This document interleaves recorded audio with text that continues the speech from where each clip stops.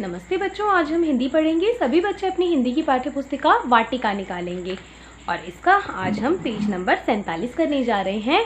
पिछली कक्षा में हमने बड़े ऊ की मात्रा का जो स्वर है उन शब्दों का अभ्यास किया था। मैंने आपको ये शब्द पढ़ना सिखाए थे और अभ्यास कार्य करवाया था। आपको ये होमवर्क दिया था कि ऊ की मात्रा के कोई 10 चित्र बनाकर कॉपी में उनके नाम लिखने हैं। आपकी कॉपीज मुझे चेकिंग के लिए मिली, पर बहुत ही कम बच्चों ने ये काम किया है, तो जिन्होंने ये काम पूरा नहीं किया वो ज़रूर कर लेंगे।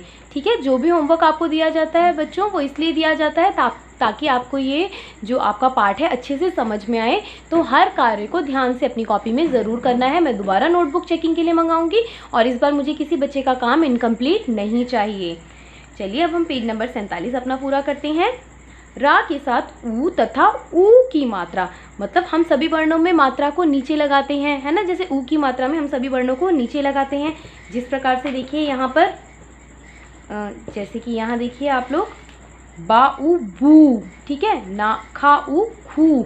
और जो छोटे ऊ की मात्रा है वो इस प्रकार से लगती है वर्ण के नीचे, हर वर्ण के नीचे मात्रा लगती है, का ऊ कू, बा ऊ बू। लेकिन रा एक ऐसा वर्ण है जहाँ पे ऊ की मात्रा उसके साइड में लगती है।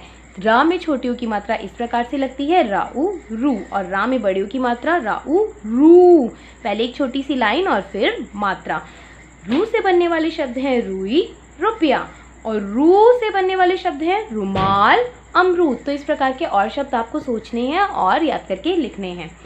यहाँ आपको जोड़े मिलाने हैं, मतलब मैचिंग करनी है। बकरा, बकरी, मुर्गा, मुर्गी, चूहा, चूहिया।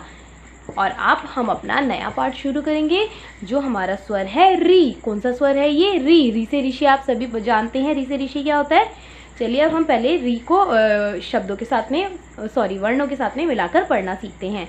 ऋषभ, ऋषभ। ऋषभ क्या होता है? बैल। ऋतु, ऋतु। ऋतु यानी मौसम, जैसे गर्मी का मौसम, सर्दी का मौसम। ठीक है, ये क्या है?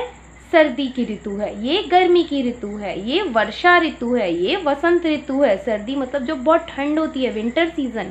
गर्मी जो अभी गर्मी का मौसम चल रहा है ना।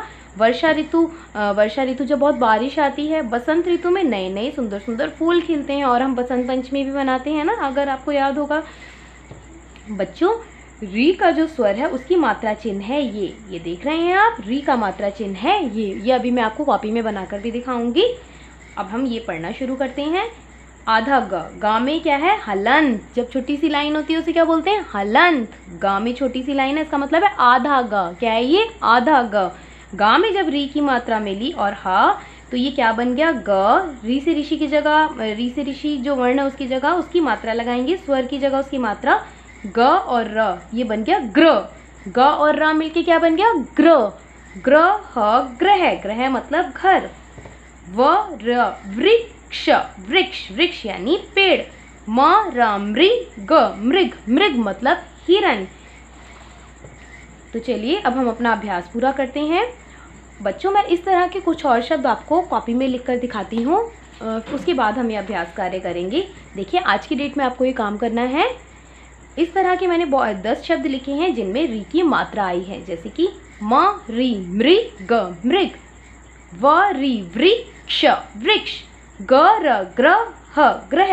न र, नृप, नृप। क र, कृपा, कृपा। तृण, तृण, तृण। अ म र, अमृत, अमृत। क र, कृषक, कृषक। ऋषि, ऋषि। ऋतु, ऋतु। तो आपको क्या करना है, ये सभी शब्द आपको याद करके अपनी कॉपी में लिखने हैं। मैं इनके मतलब आपको बता देती हूँ। मृग, मृग होता है हिरन। वृक्ष, वृक्ष यानी पेड़। ग्रह, ग्रह होता है घर। नृप, नृप होता है राजा, राजा को नृप बोलते हैं। कृपा मतलब किसी के ऊपर कृपा करना। ठीक है। तृण, तृण होती है घास।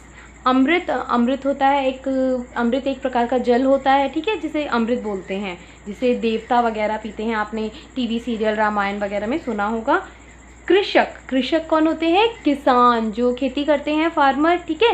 ऋषि, ऋषि हम सब जानते हैं, जो साधु होते हैं उन्हें ऋषि बोलते हैं। और ऋतु, ऋतु का मतलब मैंने आपको बुक में भी समझाया। ऋतु मतलब मौसम, गर्मी की ऋतु, सर्दी की ऋतु, वर्षा ऋतु। ठीक है। तो बच्चों आप ध्यान से इसका स्क्रीनशॉट ले लीजिए।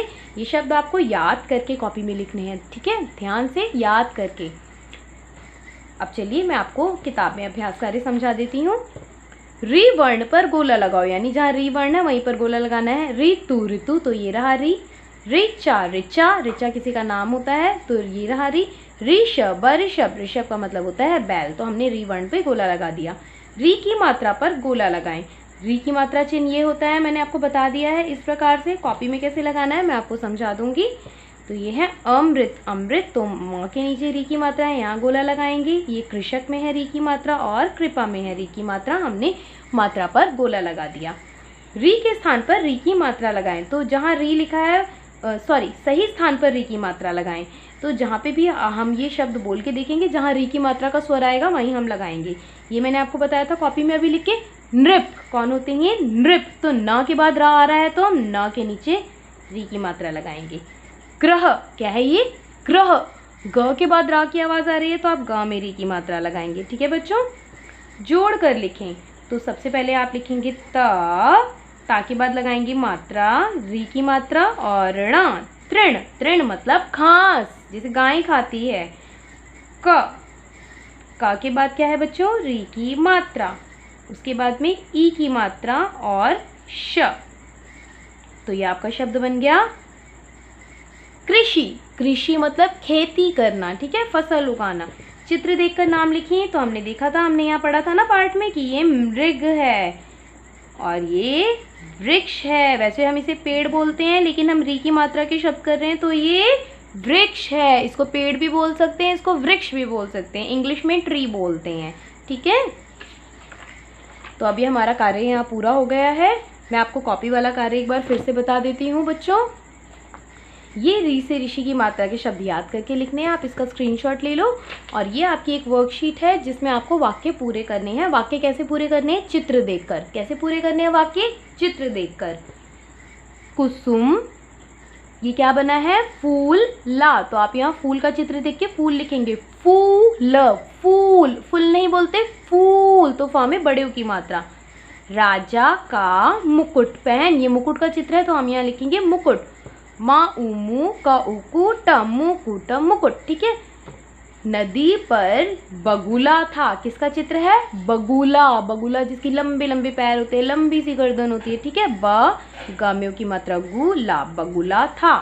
ये क्या है बच्चों? सूरज का चित्र है, तो यहाँ मैंने वाक्य क्या लिखा है? सूरज निकल गया, मतलब सूरज का चित्र है तो आपको सूरज की स्पेलिंग यहाँ लिखनी है, सूरज निकल गया। ये क्या है? ये एक पक्षी बनी है, कौन सा पक्षी है ये? बुलबुल। ये जैसे यहाँ पक्षी बनी है और यहाँ लिखा है का गाना सुन। आपको पता है सिर्फ एक ही पक्षी गाना गाती है, वो है बुलबुल। ठीक है, तो हम यहाँ लिखेंगे बुलबुल, बुलबुल का गाना सुन। ये क्या है? नींबू, किसका चित्र है ये? नींबू। नी, ना में बड़ी की मात्रा का स्वर आ रहा है, नींबू। किस में आ रहा है? ब में बड़ी की मात्रा का स्वर आ रहा है, नींबू।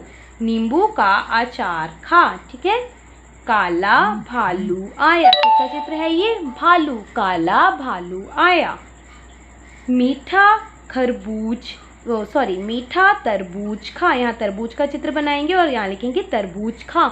ये कार्य भी आप याद करके कॉपी में करेंगे। ठीक है बच्चों, तो ये दोनों आज का आपका कॉपी में कार्य है और पेज नंबर 49 आपका जो है वो किताब में है। अब चलिए मैं आपको आज एक बड़ी मज़ेदार कहानी सुनाने वाली हूँ।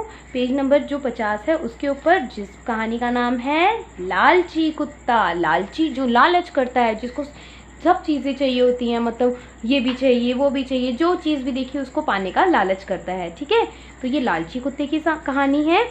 ये देखो, एक बार एक कुत्ता सड़क पर कहीं जा रहा था। वो क्या बोलता है? बहुत भूख लगी है। ठीक है, आप ये पढ़ने की कोशिश करेंगे हर शब्द को। ये क्या बोल रहा है? बहुत भूख लगी है। अरे हड्डी, तभी उस कुत्ते को घूमते घूमते सड़क पर एक जगह क्या नजर आई? एक हड्डी। अबे कुत्ते को तो हड्डियाँ बहुत पसंद होती हैं। कुत्ता क्या सोचने लगा हड्डी देख के? अकेले में खाऊंगा या कोई छीन लेगा। जैसे आपने देखा होगा जो गली में कुत्ते होते हैं, जो कमज़ोर से या छोटे से कुत्ते होते हैं, बड़े कुत्ते आके उनसे उनका खाना छीन लेते हैं ना, तो ये कुत्ता कहने लगा हड्डी जो है अकेले में खाऊंगा, नहीं तो क्या करेगा, कोई मुझसे ये छीन लेगा। अब कुत्ते ने क्या किया? हड्डी मुँह में उठाई और चल पड़ा। तभी वो एक नदी के ऊपर से गुजरा। देखो नदी का चित्र है ना, तो ये नदी के ऊपर से गुजरा। और नदी के ऊपर से जाने के लिए क्या बना होता है? नदी के ऊपर पुल। हमने ऊ की मात्रा में शब्द पढ़ा ना, प उल पुल। तो पुल होता है नदी पार करने के लिए, वो नदी के ऊपर से गुजरा, तभी उसको नदी में क्या नज़र आया? अपनी परछाई, अपनी शैडो।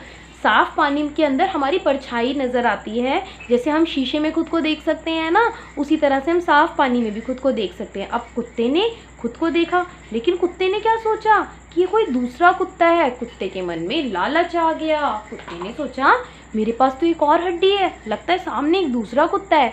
उसको, बेवकूफ़ को ये समझ नहीं आया कि वो वही उसकी परछाई है। उसने सोचा दूसरा कुत्ता है और इसके पास एक और हड्डी है।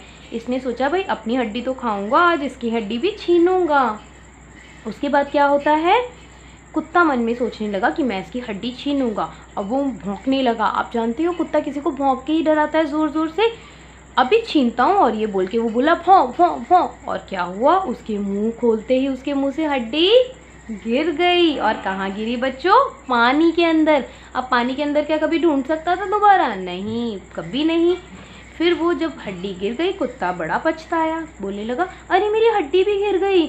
अब कुत्ते को बड़ा दुख हुआ कि मेरे को किसी दूसरे की चीज़ लेने के बारे में नहीं सोचना चाहिए था। जो अपनी चीज़ है उसी को देख के उसी में खुश रहना चाहिए था। तो बच्चों, ये कहानी से हमें क्या सीखने को मिला? लालच का फल हमेशा बुरा होता है। फल यानी जो लालच करने से जो हमारे साथ रिजल्ट आता है हमारे पास में, फल मतलब रिजल्ट, वो हमेशा बेकार ही होता है। ठीक है, कभी किसी की चीज़ देख के लालच नहीं करना है कि अगर ये इसके पास है तो मुझे भी चाहिए या मैं इसे छीन लूँगा। जो आपके पास है आपको उसी में खुश रहना चाहिए। ठीक है बच्चों, तो आपको ये कहानी सुनानी है और उसकी एक वीडियो बनानी है और मुझे व्हाट्सएप पर भेजनी है। तो चलिए, आज हम हिंदी का इतना ही कार्य करेंगे। आप पुस्तक वाला काम और अपनी कॉपी वाला काम कॉपी में ज़रूर करेंगे। धन्यवाद।